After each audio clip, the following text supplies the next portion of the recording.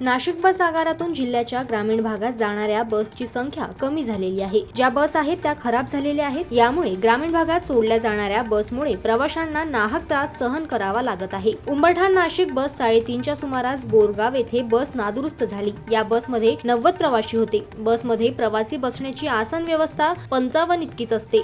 आरटीओचे नियमाची पायमल्ली होत आहे, त्यामुळे प्रवाशांचे खूप हाल झाले। नाशिक आगारातून पेठ, सुरगाणा, त्र्यंबकेश्वर मधील ग्रामीण भागात जाणाऱ्या बसेसची अगोदर तपासणी केल्यानंतर सोडण्यात याव्यात अशी मागणी प्रवाशांनी केली आहे। सुरगाणा येथून नाशिक येथे जाण्यासाठी उंबरठाण नाशिक बसमध्ये सुरगाणा येथून बसलो आहोत। बोरगाव येथे बस नादुरुस्त झाल्याने मला दवाखान्यात जायचे होते, तरी मला वेळेवर पोहोचता येणार नाही। वयोवृद्ध रामचंद्र गांगोळे यांनी बस चांगल्या स्थितीतील देण्यात यावेत अशी मागणी केली आहे।